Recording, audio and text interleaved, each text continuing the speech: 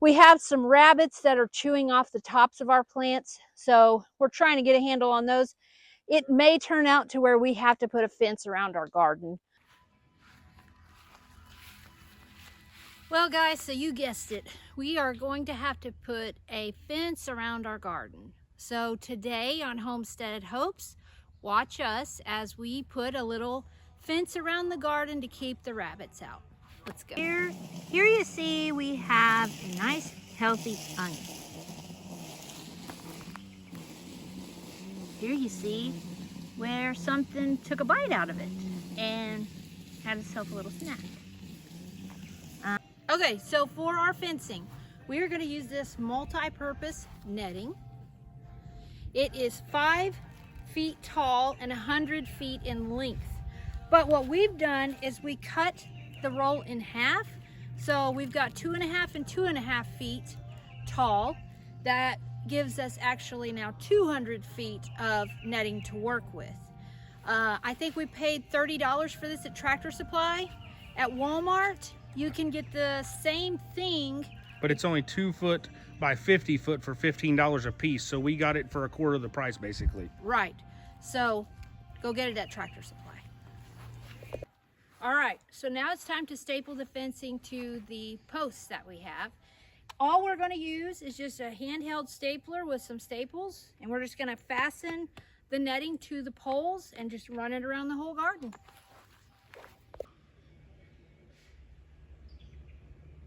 So you may be wondering how we made our stakes for our fencing. So this is what we did. We measured out this reclaimed wood. We picked this up for free in Tulsa, and we had to take all the nails out of it and break it down from crates. So that was a long process. But where's your marks, babe? There's one right there. Okay, so each stake 3.5 foot. is 3.5 feet. We will cut them off with the miter saw, and then we cut points on the end so that they'll drive into the ground better. It's like 50 degrees or whatever it goes. Yeah.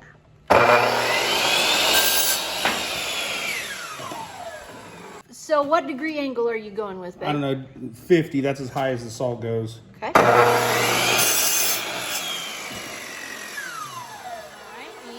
Pointy that is, that will drive into the ground nicely.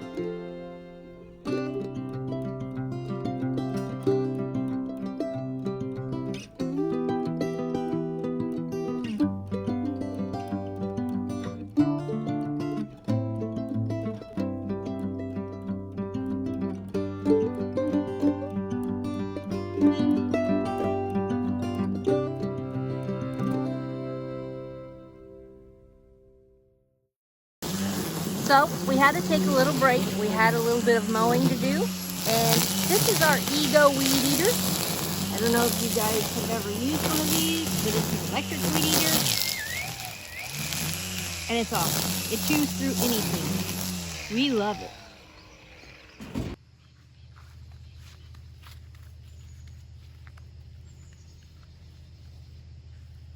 Okay, so we've got our fence up and around the perimeter of the garden.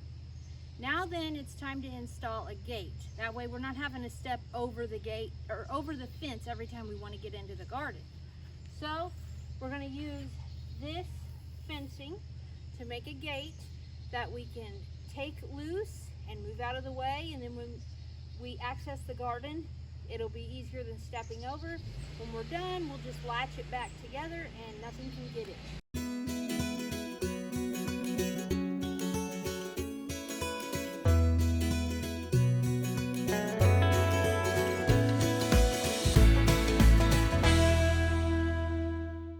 How our gate is going to work. It's attached permanently there, so that won't open. But we've got this zip tie. It's really thick. They'll withstand quite a long time. But you just remove the zip tie and you just lift up on this and the gate comes open. You can go in and water or do whatever else you're wanting to do, weed. And then when you're done, you just take this part, stick it down in this slot, just like so. And you're gonna put your zip tie back over it, and voila, your gate is closed.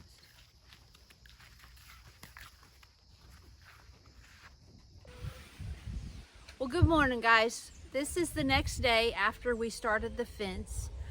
We did add some finishing touches to the fence just to make it more sturdy at the bottom, because our dogs, since the mesh is black on there, they couldn't see it and they were running into it. So we felt really bad.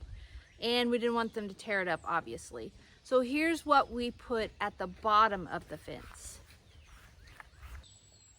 Here's what we ended up using. This was 4 foot wide, and we cut it down into smaller strips. And this is fastened at the bottom of the black mesh fence. And we just fastened it with staples. It's very heavy duty. Now you might ask yourself, well, why didn't you use that fence in the first place? We didn't have enough of it. We only had like 50 feet of this. And the whole perimeter of what we did is well over 200 feet.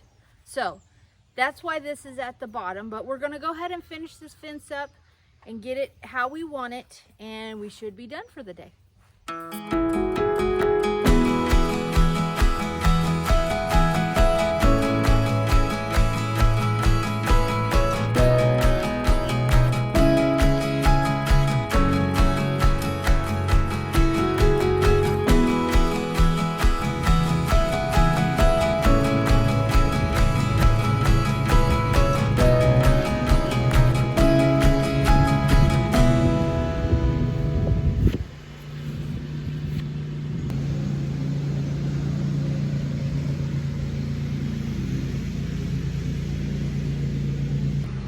All right, guys, so we got our fence done.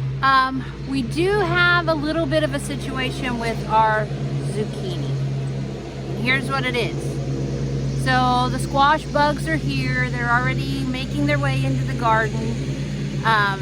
It throws me into a panic because I know what happens. You have a nice healthy plant one day and then you wake up the next day and it's just completely deader than a doornail and you can't save it. And I love to harvest zucchini and squash. It's like my favorite thing to grow. So here's what we've done to combat the problem. You'll see the white powdery stuff on here. That's diatomaceous earth. We tried that first. It didn't work to kill them all the way. They still kept coming back. So then we hit it with neem oil. We saturated it with neem oil. That did work for a little bit. I think actually the neem oil just kind of ran them up out of the plant and frightened them, but they went right back in and burrowed back in. So yesterday I went to Tractor Supply, obviously, and got my fence, but I also picked up a canister of 7 Dust. I put 7 Dust on there overnight, and I didn't see any bugs today, but more importantly than getting rid of the bugs is the eggs. Now we've already taken the eggs off of these today. It took us all of about 30 minutes to do it. But here's how we do it. We use tape. This tape is super sticky, and all you'll do is you'll just rip off a section of tape. Some people will roll it around itself, and let me find a good leaf that you can see. The eggs will be under here. They will lay them under this part of the plant, and they'll just look like little brown mustard seeds, but they're sticky. They have a glue on them. And all you do is you take the tape and you just press it to the bottom of the plant, and it will grab those eggs off of there. And then you just take the tape and either throw it in the nearest trash can, actually the furthest trash can, you don't want it near these guys, or we just burn ours in our burn pit. So we don't have to worry about them hatching later on at a later time. So another thing you can use is a bottle. I have one over here. It's just a bottle of hot water and dish soap. It can be any type of dish soap. I use Dawn because I know how foamy it gets. But you would fill this with hot water, and then you would put the soap in and give it a good shake. And that foam will start to build at the top of the bottle. And you want to spray it to clear out the nozzle and make sure that you're getting all of those suds coming out of the top. And then all you do is you just apply it to the base of the plant. If there's any in there, they're gonna come out. And it kills them almost instantly, probably about 30 seconds. If you saturate one really well, it will go on ahead and die. So, if you remember also, we have the yellow squash down there. Those were supposed to be squash bug resistant. And I can report they're beautiful. They have yellow squash on them. I do not see squash bugs on them, but we did find about 7 eggs underneath one leaf.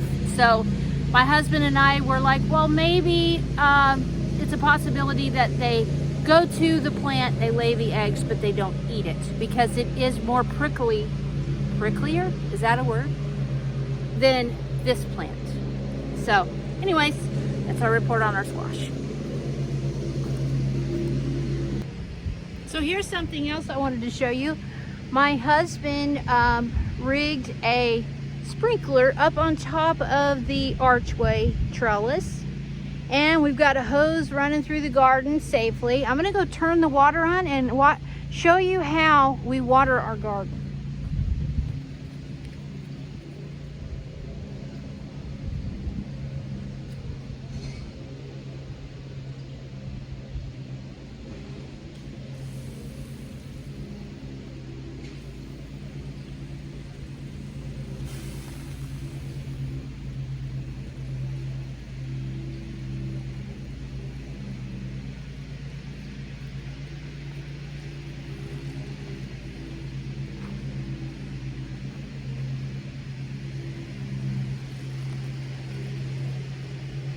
And it's just like a consistent rain shower coming over everything. Now, we're probably going to have to just hand water the corn, which that's okay.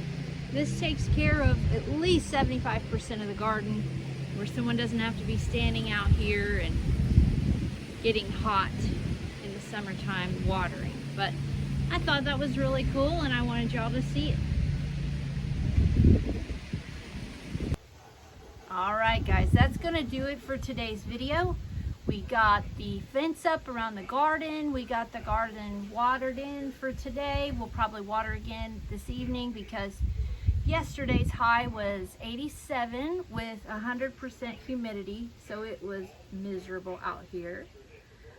Anyways, don't forget to like and subscribe, and please share the video with your friends. Tag people if you like.